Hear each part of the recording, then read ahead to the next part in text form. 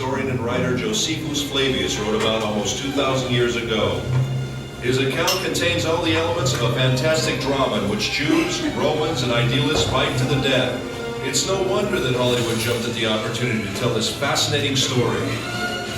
With an impressive set and thousands of extras, they created a colossal film featuring the rebel leader Eleazar, son of Yair, and the Roman commander Flavius Silva in the leading roles. However, in the movie, unlike real life, no one really deals with the dilemmas or personal struggles, and certainly not with the more problematic aspects of the story. Then where should we start our story? We could start with the Hasmoneans, who were the first to discover the advantages of this isolated cliff in the heart of the desert. Or we could start at the end, with a dramatic project of the Masada excavations, with Eliadine, the head of the excavation team, who would stand on the mountain and read Josephus Flavius' description of the account, and everyone around him could actually hear the echoes of the fighting. Or we could start the quest with King Herod. Herod, who ruled under the auspices of the Romans, built himself a magnificent fortress here on the mountain, which was to be his sanctuary in troubled times. And believe me, he really had troubles. Herod, like any other king, built his palaces to the highest standards of his day. One of them is this Western palace. Herod's architect was probably a short guy. Here he built himself a bathhouse, and he would put his lamp here and enter his bath. What can I tell you? This king loved the good life. Until now, we spoke about Herod. It wasn't the splendor of Herod's style that made Masada what it is today. The year is 66 AD. The Jews rebel against the Roman Empire. 4 years later, the temple is destroyed. Jerusalem falls. Everywhere else, the rebels were suppressed. Masada is the last stronghold where there are still Jewish rebels. And believe me, they didn't need Herod's palaces. The rooms in the wall were divided and used as living quarters. They lived from food in the storerooms, and they drank water from the cisterns, kindly left behind by Herod long ago. Right from the beginning of the excavations, signs of the rebels were found elsewhere, in the palaces, in the ritual baths, and in particular in the wall. The deepest experience I went through in Masada was when they found in this particular room the first piece of scroll. To see Hebrew letters coming out of the ground, the same letters which are used until today. Later, more fragments of scrolls were found. One I found with my own hands, but the first experience is unforgettable. Throughout the revolt, groups of refugees sought asylum on the mountain. About 1,000 rebels gathered in this fortress in the heart of the wilderness. In 73 AD, the Romans' 10th Legion arrived with thousands of armed soldiers who deployed themselves around the mountain. An enormous war machine. And the movies do it best, after the Romans, of course. The Romans built an attack ramp. The besieged rebels rolled stones down it. The Romans lifted a tower to the top of the ramp, equipped with a battering ram to smash the wall. The besieged erect a wood and earthen wall to sustain the blows of the battering ram. The Romans burn it, but the wind almost burns their own tower. Then the wind veering as if by divine providence to the south, blowing with full force in the opposite direction, flung flames against the wall, which now was all ablaze. And in the evening, when the wall was burnt and breached, the Roman army returned to its camps, assured that the whole affair would be over by morning. But Eleazar had ideas of his own. This is it, the last night. My friends, we've reached the climax of the drama. However, unlike the movie, here apparently the events actually took place. And here at Masada, men with families were forced to decide slavery or death. Eleazar had no doubts, but he had yet to convince his comrades in arms. Ladies and gentlemen, the speech of Eleazar.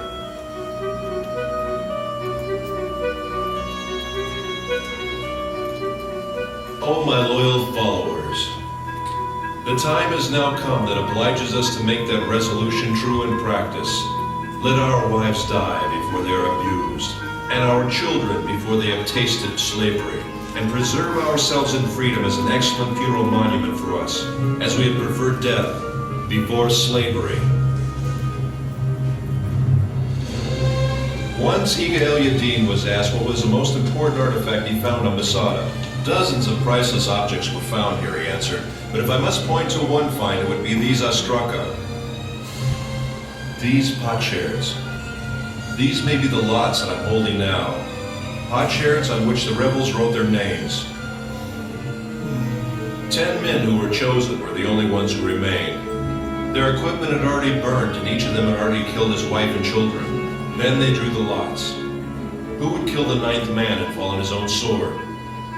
And in the morning the Romans arrived, and besides 2 women and a few children, everyone was dead.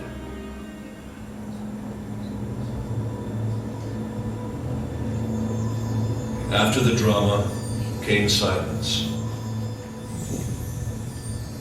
The silence was broken in the 5th century for nearly 200 years by a community of Byzantine monks. 1,200 years later, the first explorers came and rediscovered the mountain. Then the members of the youth movements, seeking a symbol of Jewish heroism, discovered Masada and adopted the mountain. After them came the hikers and the tourists. Masada had become a focus of pilgrimage. Professor Netzer, what do you really think about the act of courage that ended in suicide? Maybe it's the utmost courage to prefer death to a life of slavery. So it's death or freedom? Yes, death as a free man or slavery in the hands of the Romans. Which choice would you make? No matter what, Masada has become a symbol of staunch resistance against a fierce enemy. And if it is a symbol, then perhaps this might be some kind of victory. Ladies and gentlemen, I invite you to climb the mountain.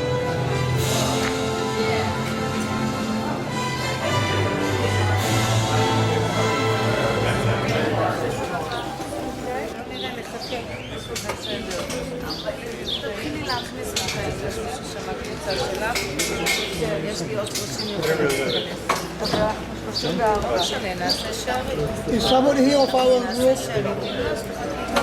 Just gotta go up there. You hold your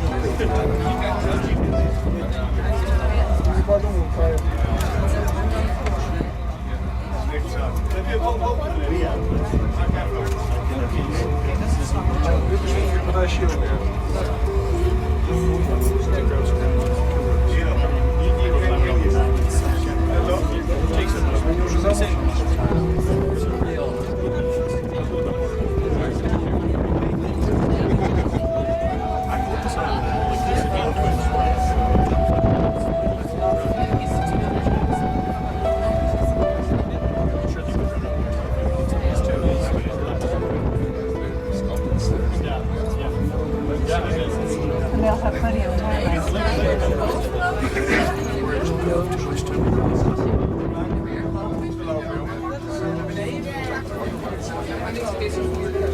I see something.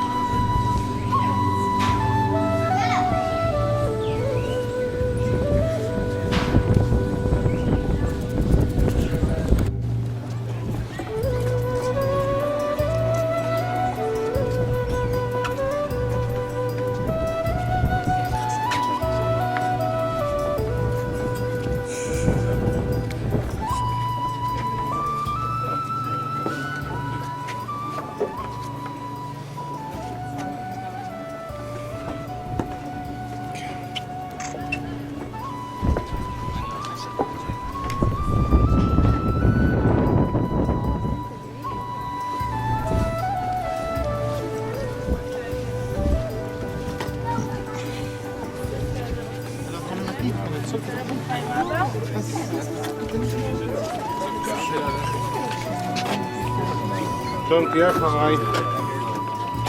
תן יד לרגע. תראה?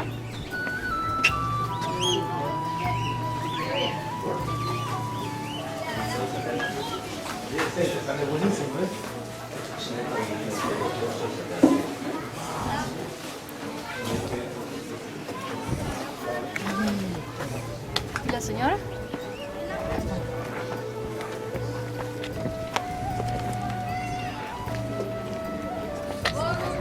So please, all the Bernardine, please come over here.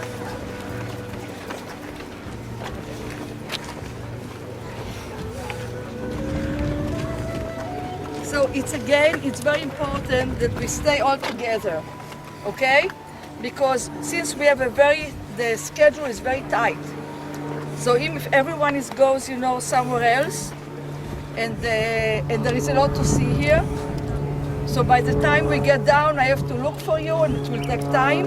And then we get late to the spa. In the spa, we have to leave at 4 o'clock, no matter what time we get there. Okay. So everybody can hear me? Yep. Okay. So we are now at the top of Masada, and you had a time just to look around, and you see the Dead Sea. And here you see the southern part of the Dead Sea, which, remember I told you that it's getting dry? Yeah. And you see now the pools that are divided. And this is very sad. So in time, when they're going to use all the pools, they have some idea to add water and so on. So maybe it will be able to save the Dead Sea. Maybe we'll have only half of it. We don't know. But you see that here King Herod knew how to choose the places. He really had very beautiful fortresses, not only here, but in the Judea as well.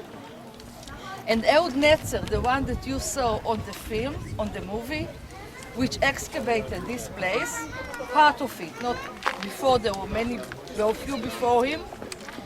He excavated the tomb of Herod, which is in a place which is called Herodion. It is a mountain in Judea desert, Judea mountains, and it was built the same way as he built the Mount Temple. If you were in the whole Jerusalem, they told you about the Mount Temple, how he built it, since it was on the Mount of Moriah, and he wanted to make the platform of the temple just bigger, so he surrounded it with wall, and he filled it up first with the caves, and over that he put a lot of dirt. And that he made it, the platform he made it very, very wide. The same he did with the Herodion. It's called Herodion because his name is Herod, so Herodion. And actually it was his tomb. And Herod said that he found his tomb. Also it was smashed completely by the thing that the Jews hated him so much. So when he died, they smashed his tomb.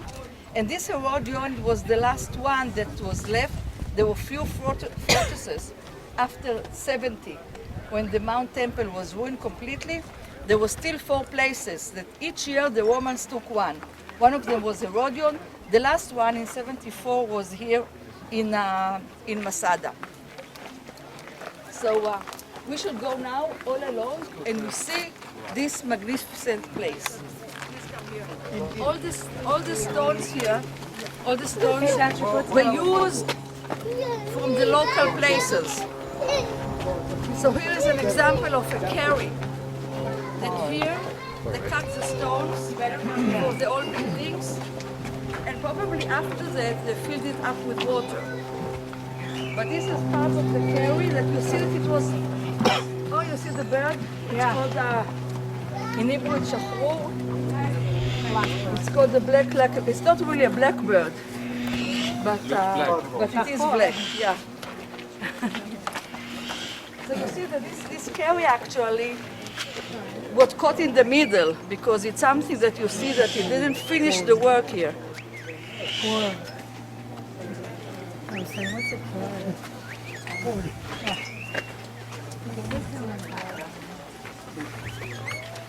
Please come over here. So that's where they got the stones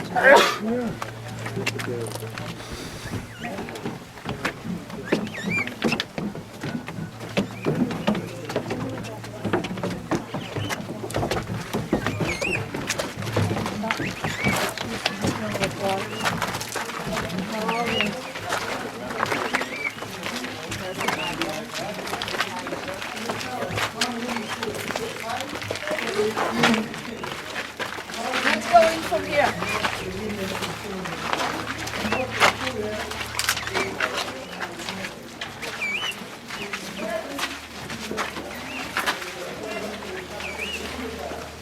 These walls are all the original walls?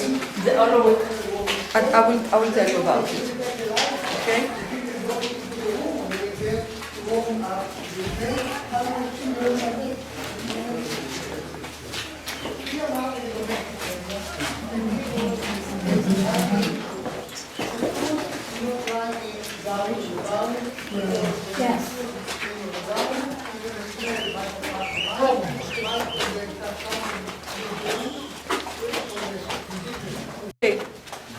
I was asked whether it's all original here. You see that there is a black line just along the walls, which means until the black line, it's all original. This is in all the excavations. It's an international sign. From the black line on, it is reconstruction. Okay? So wherever you see it, you know that you see at the entrance, for example, as well. And from down now, you see that there are the pictures on the walls. What they used a kind of plaster that they put on the walls, and mainly since they wanted it to be very, very strong, they used the ashes from the volcano, like in Sicily, and when you put it together with water, it becomes strong like a cement. King Herod used it in Caesarea to build its harbor, so he put it, at the bottom of the decks to hold the stones. So that's what they did here, but they covered the walls, and on top of it, you see these beautiful pictures, which part of them are reconstructed. But you see the colors. The colors hardly harm. Maybe they made it just a little bit no, I don't think so. I think this is the original ones. And this is what is left. They could have continued, and reconstruct all of it, but they left it, as it was. So let's go to that room.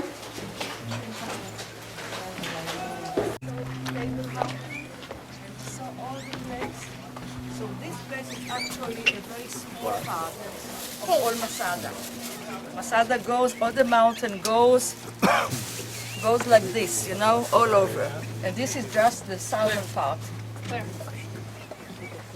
So we are around here. Here there are the places where they keep, the merchandise, the food and everything. And there is the place of the guard over there, the commissioner of the guard. And over there, when we go over there, there is the palace. And you see that the palace was made of 3 stores and actually used the natural shape of this place. These 3 ones, and there were 3 palaces on each place, which were used either for him, just to be here and the scenery and everything, and for having guests. And over there were baths, and it was quite luxurious. We don't know if King Herod ever used it. Maybe he was here once. He was so busy, building more and more, and having all kinds fighting against so-called conspiracies against him. But this was the big one, and of course there was a few soldiers, 2 people, especially the Zalas, the most extremist one. They ran away from Jerusalem and they came here. They took it over from the Roman guard, and then they came here. And many other Jews came. Those who went away from Jerusalem, they came and they could find a place to hide here.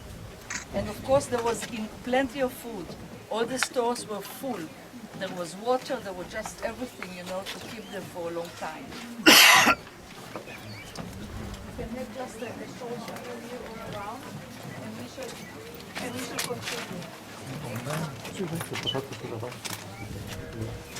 Sì, scavato proprio sfruttando.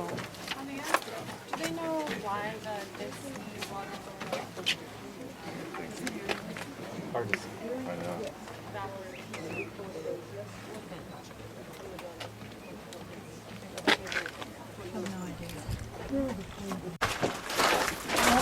erosion.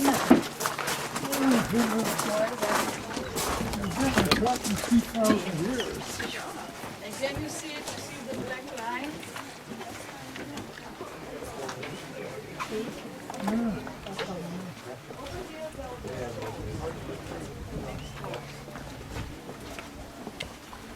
Is it paved like this?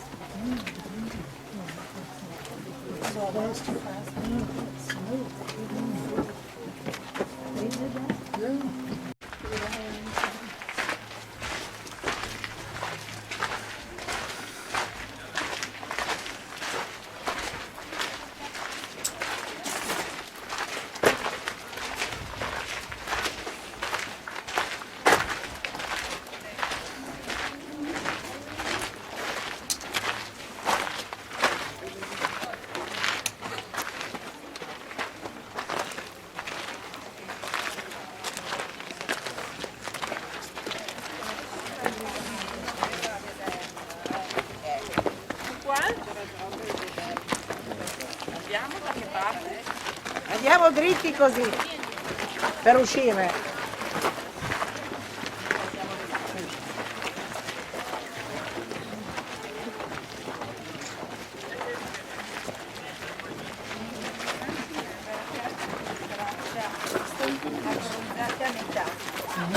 Avere il segno della... Io sono un camionista e quindi non trovo assolutamente.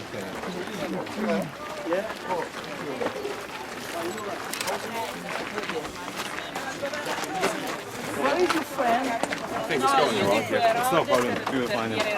Quando arriva il Zerotti cosa succede? Vedono che qua è dismesso e ci costruiscono fuori.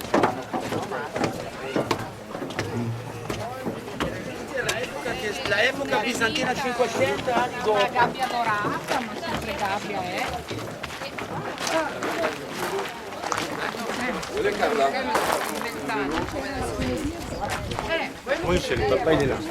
Voglio dire, anche chi veniva qua doveva salire. Sì.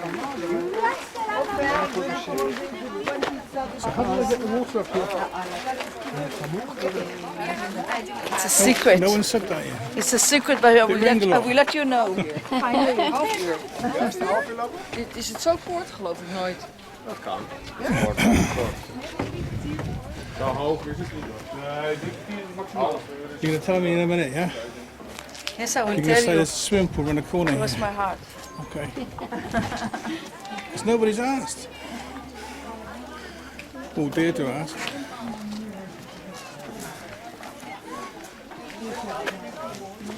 It is just the same replica that we saw before.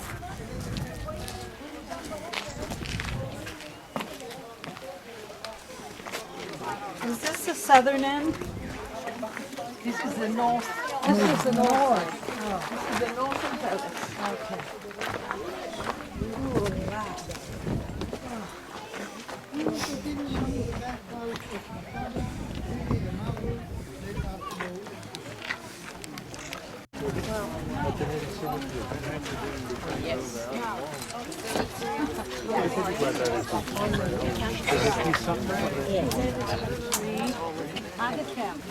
Okay, you can come here.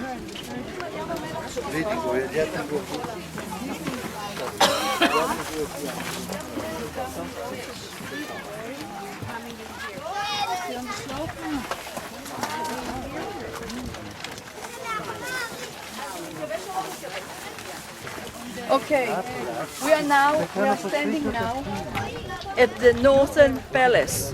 We are facing north now. Okay, we are facing north. On our right side is the east, left face west, and behind me is south.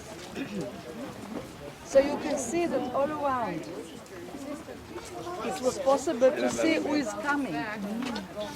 And they say in Josephus Flavius, he writes that they could look at Engedi. And in his book, he writes that one time in Passover, the people from Masada, which were the Zalos and they were very extremist, went to Engedi. There was a Jewish community there, and on the day of the Passover, they just killed everybody. So we don't know why. It's possible because they were so zealous and just they did for them, only their way was the right way. And if the people of Engedi, probably they didn't keep the Shabbat very much because they had to work, you know, they were farmers and so on. Probably they saw something that really annoyed them. Probably they thought that maybe they collaborated with the Romans, because not all the Jews in Israel decided to rebel against the Romans. There were some places, for example, Tiberias at that time. The Tiberias didn't decide, just, were hesitating. Yes, no, no, no, no, no, yes, yes, yes, no. They decided not to join the rebellion, and of course they survived. Those who joined the rebellions, the places were ruined completely. So not everybody joined this rebellion because there wasn't a consensus about it. So probably they thought maybe they collaborated with the Romans and so on. So they decided to go there and kill them. But the thing is that you see that from here you can see everything just all around. And as I told you, there were 3 sides. They were naturally well protected from the enemies. But that side, which is the western side, it was around, there was like a rampa, like a ramp, like a ramp that not artificial but a natural one. And of course the Romans used it and added on top of it an artificial one in order to get to the wall, and you saw in the movie how they succeeded to go in the wall. So around here, there were about, when there was the rebellion, 10 legions, Roman legions came here to this tiny little place from all over the Roman Empire to fight against the Jewish rebellion. And here around, this was the last war. And all around there were 10 camps just around Masada, because it was the war when they came. They just built sort of a very small wall all around, and you still can see it. You look around, okay? There is one camp over there, just in front of us. There is the big camp was there. This was the main camp where Silva was there. Nearby you see another camp, and you see the small wall. You see the stones just around it. This wall surrounded Masada, prevented from anybody either to run away or to get inside. And we still see it as it was 2,000 years ago. So around Masada there were 10 camps, and we can see them until now. You can see, you can number them, all around. 10 camps that came especially just to fight the war against the few, 10 Jews that were here. And this palace was a luxurious one. It was the one, you saw the replica, that either King Herod and his family were here, either his friends, his visitors, they were here. We shall see the bath, they had a bath, they had a lot of water, and we go and see where did this water come from. King Herod.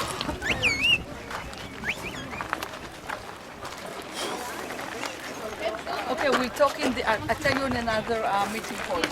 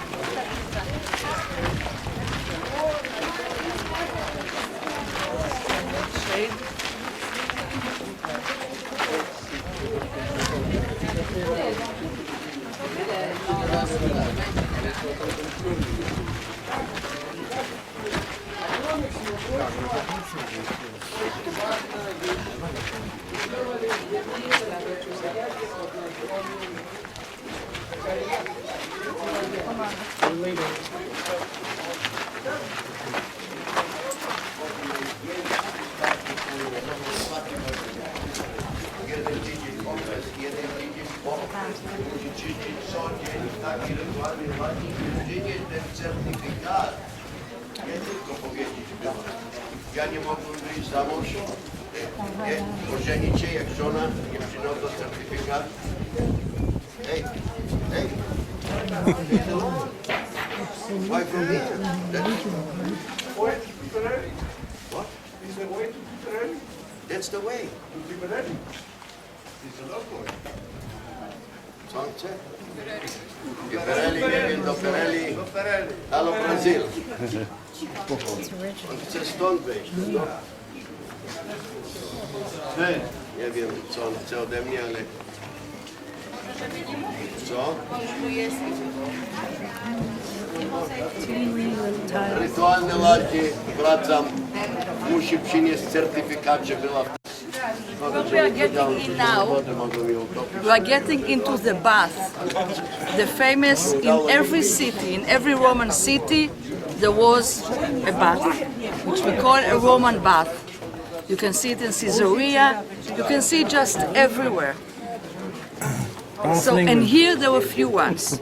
And the thing is, every Roman bath has few places. There was a place when they came and they took off the clothes and they make all kinds of exercises. You know, the Romans worship the body. And then there was a place when there was this, the water were cool, were quite cold.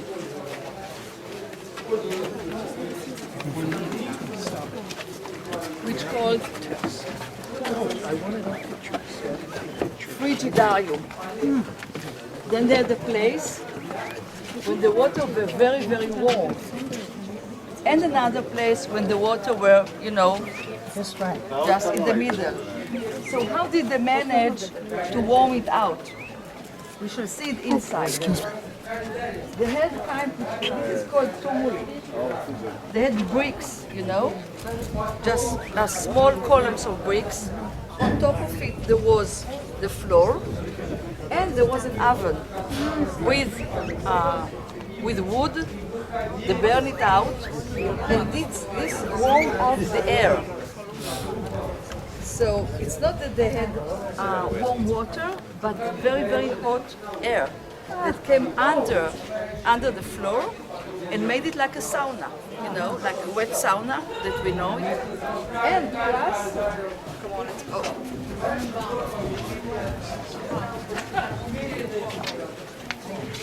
Plus, along the walls there were pipes of ceramic pipes, that inside them was the hot air as well. So this room was very, very warm. Plus they had swimming pools. Look here at the floor. The swimming pool. Just this was outside. This is the bath, see where they sat?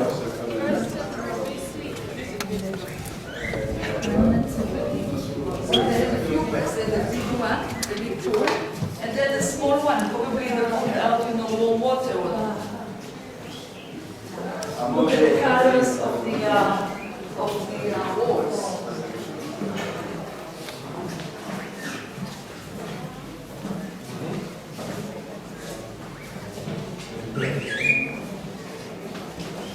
This is a pool again.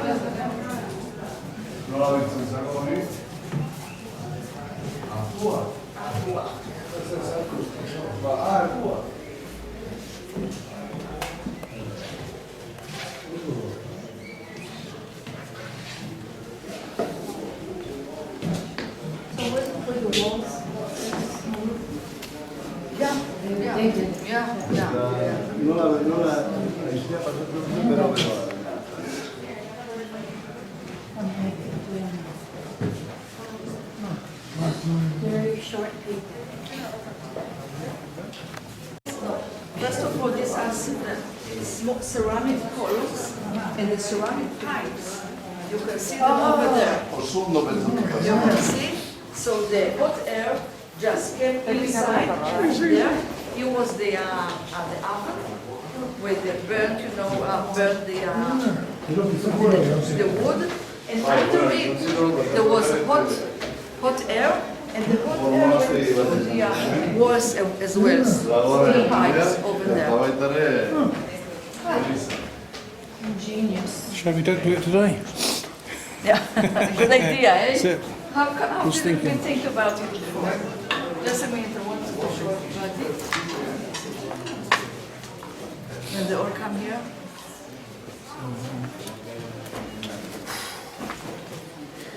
This is a typical room which is called caldarium, which here it's very, very hot.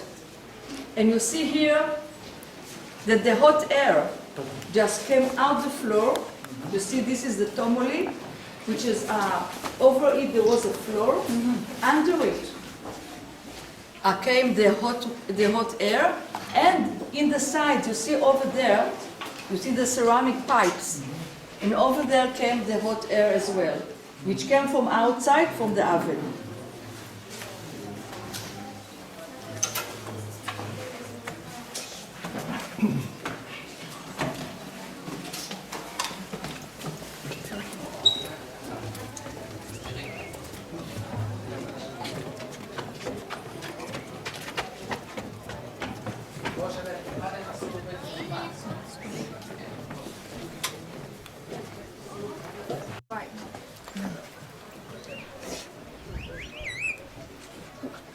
So where did the water come from? Carvings on the stones.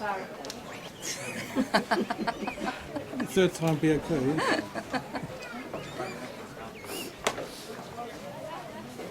So you see, this is the fireplace. You know, when they burn the wood and warm the air. And just imagine the slaves or the workers. You see that they have stairs over there to go down and put wood more and more. And once you said, where did they take all the wood from? Yeah. But the thing that in those times maybe it was raining more and there were more trees in the area, so they had enough wood.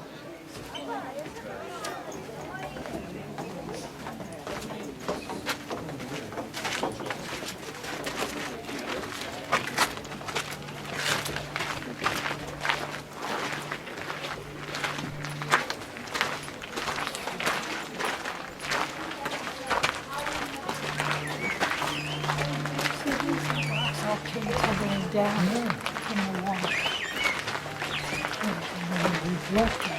We just left. We used those rocks.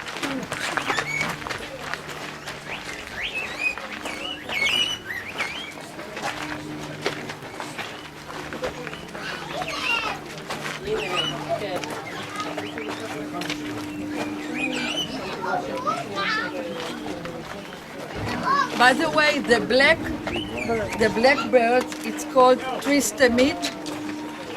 It's a very typical to this place. It is the northern place. It is usually discovered in Africa. It's the northern place here in Israel. It was found by Tristemit. It was an English guy that came and discovered Israel in the 19th century, and he found this bird and the